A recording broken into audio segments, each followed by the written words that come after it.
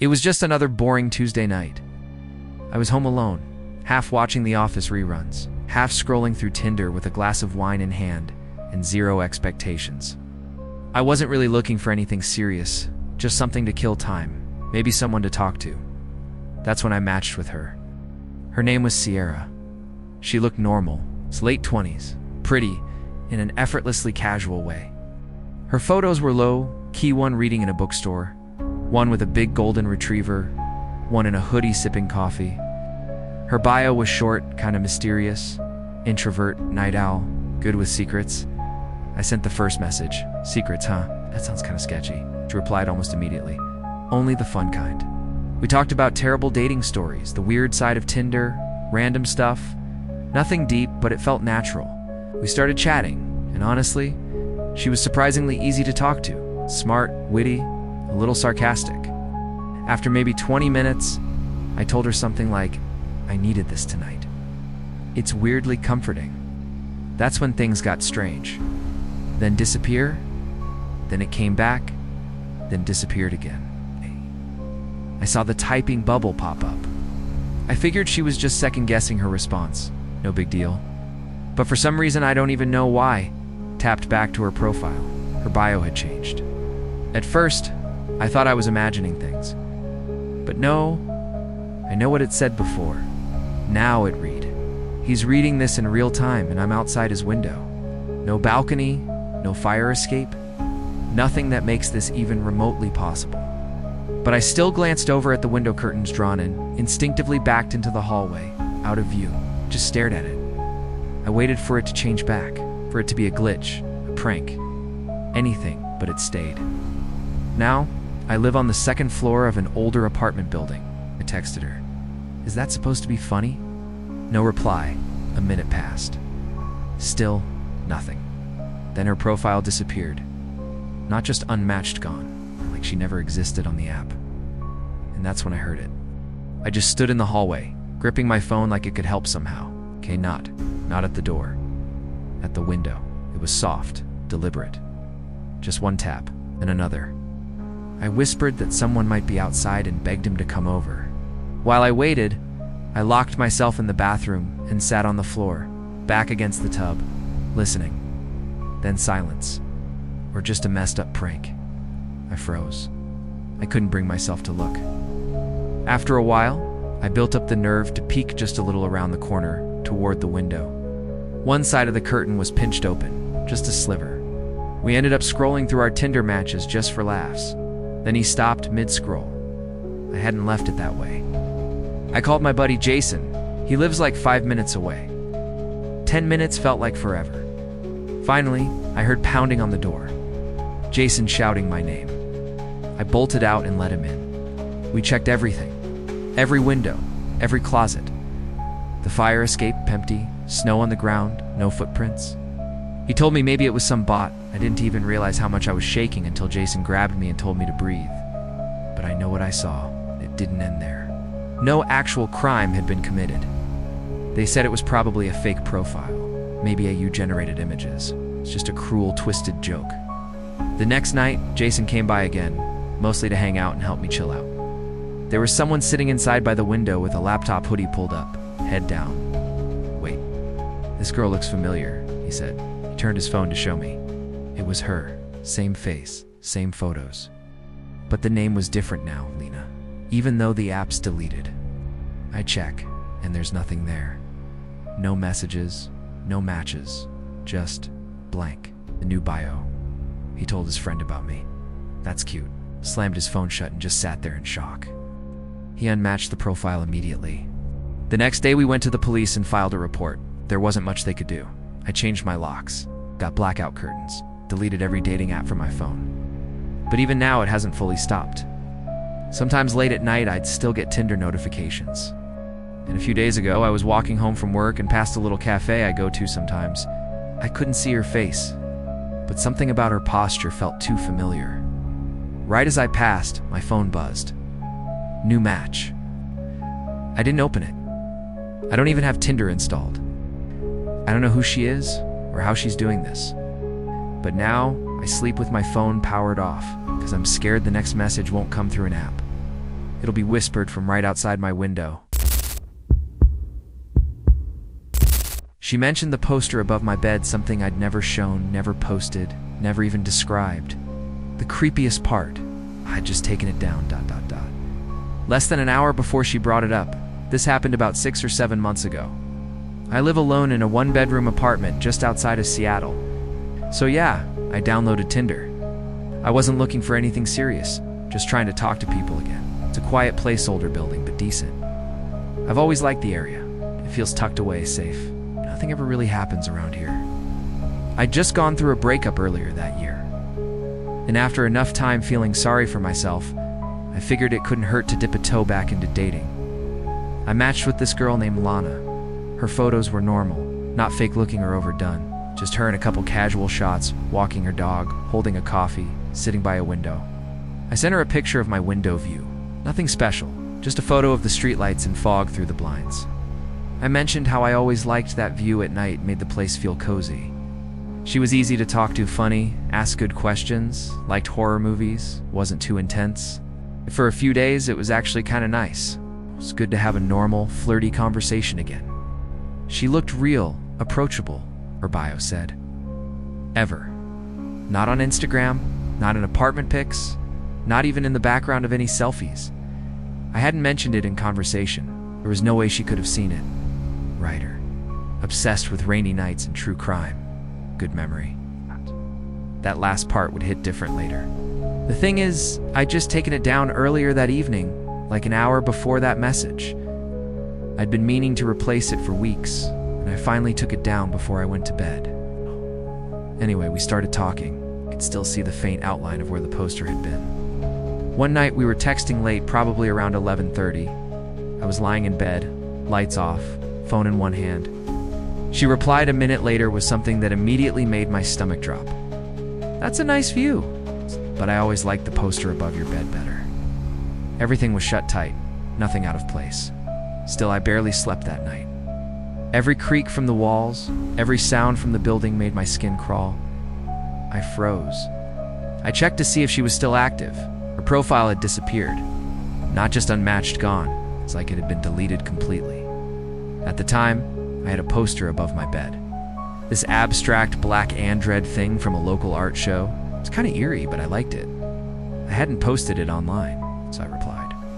She said there hadn't been, but I told her about the message, and she offered to check the building's exterior cameras. Wait, what poster? She came back with?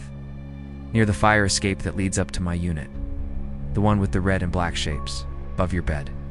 Kinda creepy, but cool. This broke my lease, ate the penalty, and found a new spot on the other side of the city. I haven't used Tinder or any dating app since, just stared at my phone. The spot above my bed was still blank, just a figure in a hoodie, standing still. Then eventually, he turned and walked away into the dark. My heart started racing. I asked her straight up, "How do you know that?" No answer. A few minutes passed, got out of bed, turned on every light in the apartment, and checked all my locks. The next morning, I talked to the property manager. I asked if anyone had reported anything weird, people hanging around, break-ins, anything. A couple days later, she called me back. She said the interior cameras didn't show anything strange. No one had come through the main entrance around the time I was messaging Lana, but then she paused. There was someone outside, though, she said. She told me that for about 45 minutes, from 11:22, just after midnight. A man was standing near the back of the building, just outside the alley. He didn't move. He didn't try to get in, just stood there, looking up at my window. The camera didn't catch a good look at his face. No crime was technically committed, so there wasn't anything the police could do. They took a report, but that was it. I never saw Lana's profile again. I even checked a few days later from a friend's account, nothing like she never existed. I moved about a month after that. But every now and then, especially at night, I still think about that message. About how casually she said it, like she wasn't trying to scare me, like she just knew, like she'd been in my room before. And I can't stop thinking about what else she might have seen. Before I took the poster down.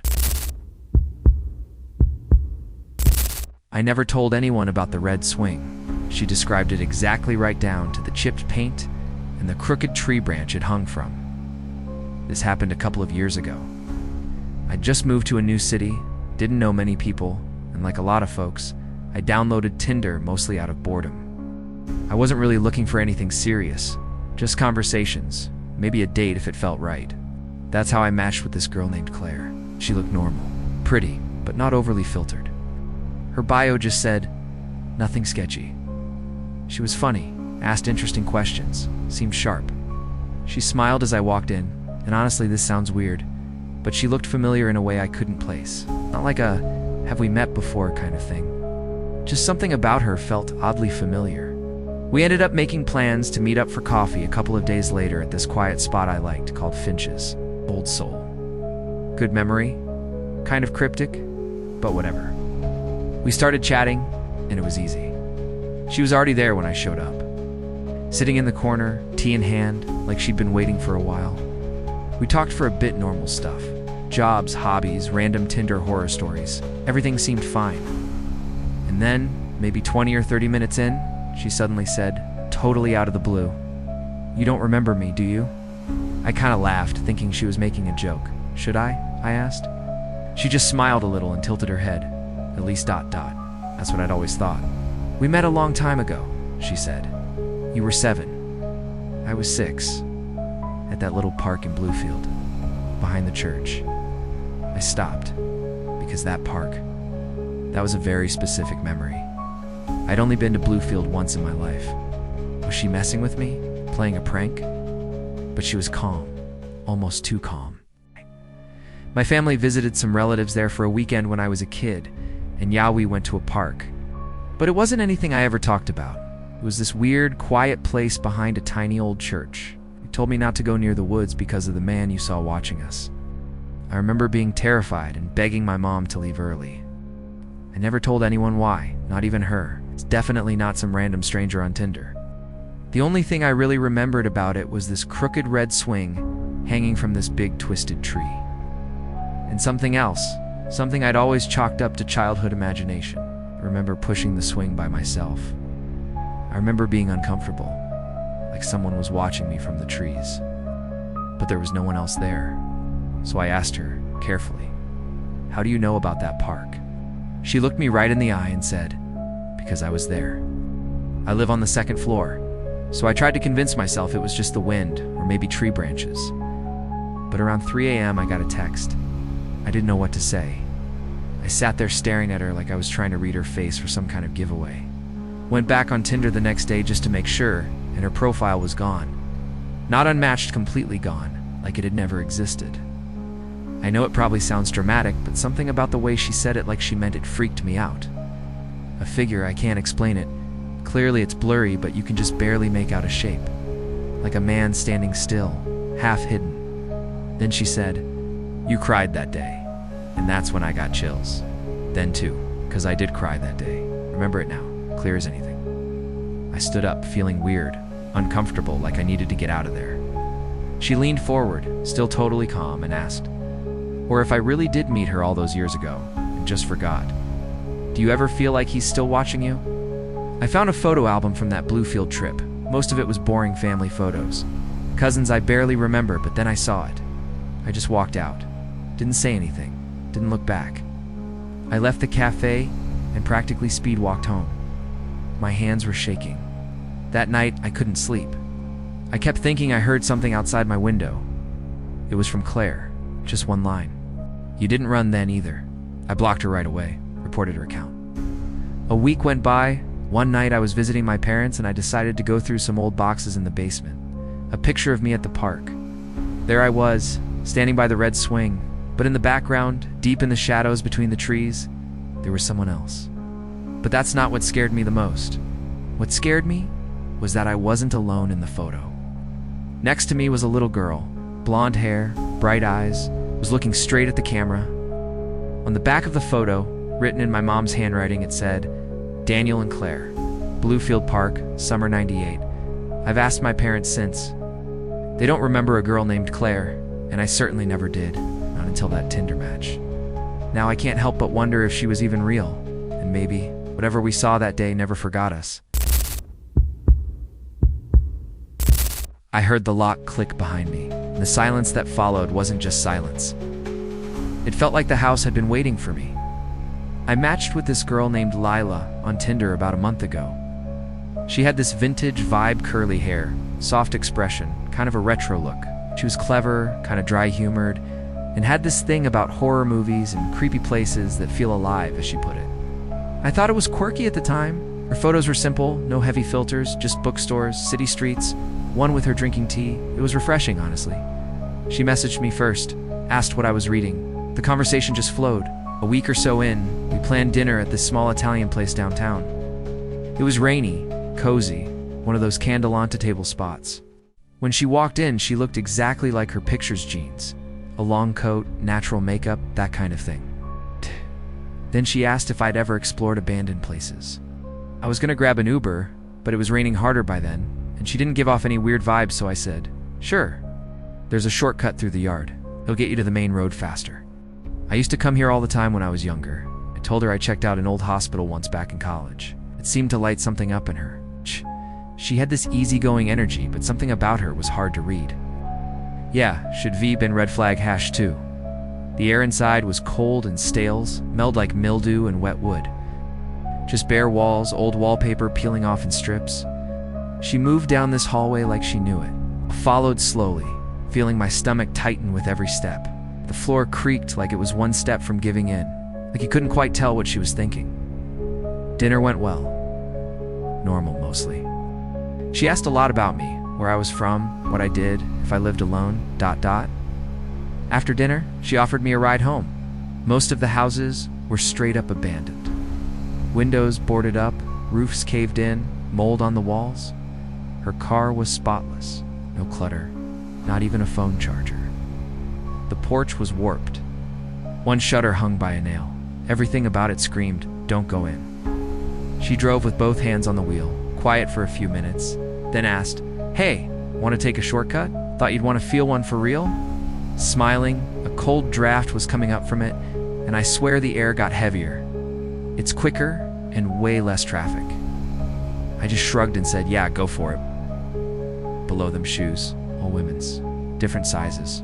It was another girl, pale eyes wide. She whispered, "Don't let her see you. I've been hiding." So she turns down this street I didn't recognize way out in this old neighborhood I've never been through. No streetlights? Then she pulls up in front of one. The place looked like it hadn't had power in decades. It's found a door that looked like it led outside. Tried to open it. She turns off the engine and goes, "I want to show you something real quick." Should have said no right there, but I didn't.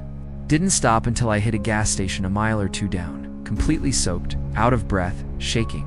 I called the cops, gave them the address. She led me up the front steps.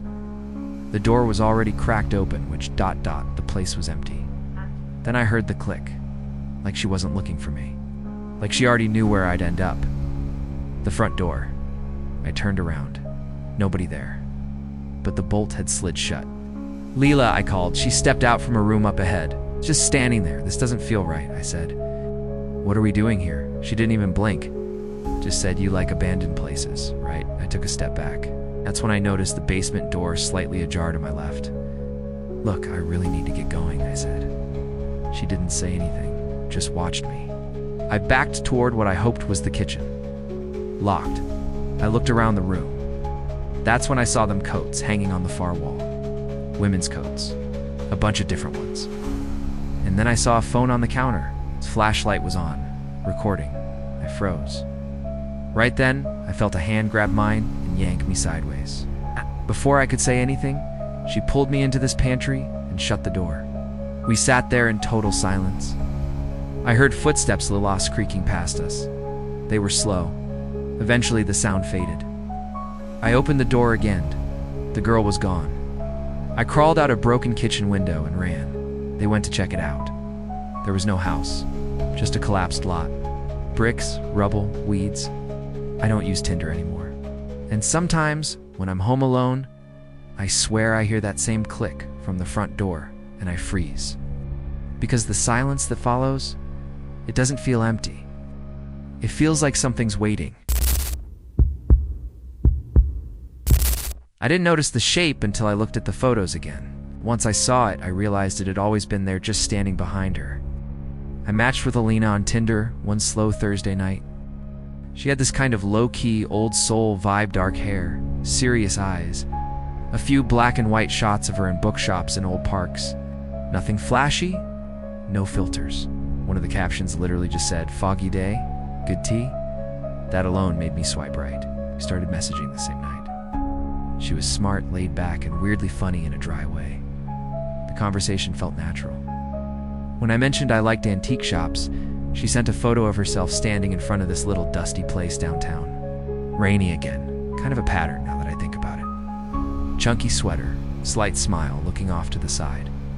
That's the first time I should have noticed it, but I didn't. We decided to meet up the following Saturday. We just coffee at a quiet cafe near the older part of town. I got there a few minutes early and texted her I was inside. Not by other people in the cafe, by her. She barely blinked, barely smiled. Just listened. Really listened. Right. Like she was studying my face for something. She replied, "Already saw you. Be there in 10. But, I don't know. There was something in her eyes. Like she already knew me. Not in a cute we matched kind of way. It's like she'd been expecting every word out of my mouth. That threw me off a little. I looked around the cafe, out the fogged windows, but didn't see anyone. Exactly 10 minutes later, she walked in. Alina looked just like her photos. Same sweater, same scarf from the antique shop picture. The date was fine. Not pretty normal. We talked for a little over an hour, but the whole time I felt like I was being watched. That night, I was lying in bed, not really tired. No. So I opened our message thread and started scrolling back through the photos she'd sent. And that's when I saw it. In the picture at the antique store, way in the back, almost out of frame, there was this blurry, tall shape, like a person mid-step, fuzzy and dark. I tried to convince myself it was just someone passing by, but something about it. It didn't feel random, so I opened another photo. The one of her in the park, same shape, closer, between two trees. Now my heart was racing. I tapped on the bookshop photo. There it was again, no emoji, just yes. Behind her, in the reflection of the glass, head tilted, face pressed to the window, watching. I sat up in bed, full-bodied chills. I wanted to believe it was a glitch, a trick of the light, maybe something she hadn't noticed. But the thing was in every single photo, and every time it was closer. The next day, I sent her a message, just something casual, a kind of random. "But do you ever notice anything weird in the backgrounds of your pics?" She replied almost instantly. Yes. No explanation. I didn't know how to respond. I didn't even try. Put my phone down. Then, 2 minutes later, another message popped up. "He watches me, but now he's watching you." Or maybe just to confirm that I wasn't losing my mind. My stomach dropped. I called her, but the call rang twice and went to voicemail. I blocked her number, but it wasn't over. 2 nights later, at exactly 3:12 a.m., I woke up to a sound I couldn't place at first. Then I realized what it was scratching. Slow, dragging scratches right outside my bedroom window. I live on the 3rd floor. I didn't move. I didn't breathe. Just stared up at the ceiling, frozen. After what felt like hours, the sound stopped. In the morning, I looked out. No trees, no ledge. Nothing anyone could stand on. Blurry, head tilted. Watching, I ended up unblocking her number. I was desperate for an answer. I texted, "Was that you?" Her reply came almost immediately. "No, it's him. He's curious." That was the last time I spoke to her, but not the last time I saw her. A week later, a buddy of mine posted an Instagram story from a music festival. It's just a group shot, blurry lights, laughing people, but in the background, way off to the left, that same tall figure. And near the front of the crowd, barely visible, out of focus, was Alina. No tags, no location, but she was there. And so was he. Now, I don't post selfies anymore. I don't let people tag me. I started turning off the cameras in every room, because lately when I forget, when someone snaps a picture of me without thinking, I've started to see something behind me too, getting closer.